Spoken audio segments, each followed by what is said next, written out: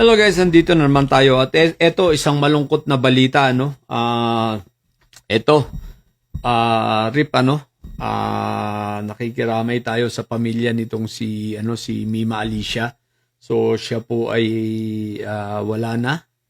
So siya ay binaril kagabi sa Caloocan. At sa tama ang ulo. So confirm po, patay na si Mima Alicia. Sa mga hindi nakakakilala, si Mima Alicia po ay isang loyalistang vlogger natin.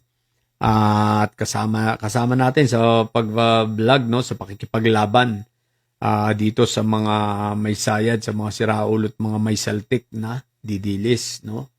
At eto nga, kung naaalala ninyo yung sinasabi sa namin dati ni Pebbles na meron ng mga banta talaga sa buhay. Ako, pero hindi ko nabanggit. Parang nabanggit ko yata si Mima Alicia na rin nun. Hindi ko lang matandaan, no? Si Mima Alicia, sino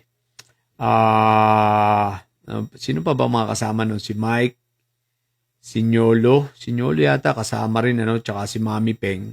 So, mag-ingat kayo dyan. So, eto na nga. So, tinututuhanan na nila, no?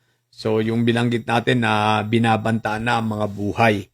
So, dahil hindi na nila kaya, wala na talaga silang magagawa. So, gusto nilang patahimikin tayong mga vloggers, no? So, mag-iingat kayo dyan sa Pilipinas. Ako, bilang nandito sa ibang bansa, hindi pa rin talaga ako titigil, no? Ipaglalaban ko sapagkat hindi ako titigil at hindi ako natatakot dyan. Dahil unang-una kailangan tayo ng Pilipinas, kailangan nating ituwid ang mga pagkakamaling ito, itong mga impunity na ito, itong karahasan na ito, itong EJK na pinaggagawa nila. So, hindi tayo papayag. So, ngayon, wala pang police report. So, malalaman ngayon sa investigation, no? Pero tingin ko mas lamang dito ang politika sapagkat may banta na talaga siya. May banta na sa kanyang mga buhay, may death threat na, pero siyempre, si Mima Alicia matapang din ito na ipinaglalaban ang katotohanan at siyempre, pinaglalaban ang ating Pangulo. So, DILG, Secretary Remulla, baka naman ito, tingnan yung mabuti, silipin, galugarin, suyudin, ano, sapagkat ito ay mga panghaharas. Ako po bilang meron ako mga personal din na kinaharap na mga panghaharas sa akin, ano.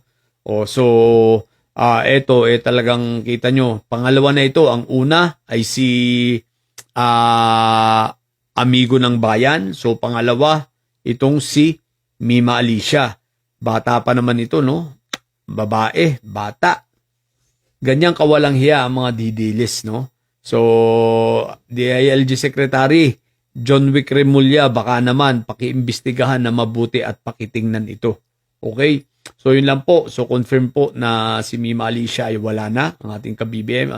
Sa pamilya po niya, kami po ay nakikiramay sa inyo, no? At sa mga kay Mima, kung nasan ka man ngayon, huwag kang mag-alala, itutuloy namin ang laban. Hindi rito magtatapos, hindi rito matutuldukan at hindi tayo magpapadala sa takot. Ipaglalaban natin ang ating bayan, ang Pilipinas, laban sa mga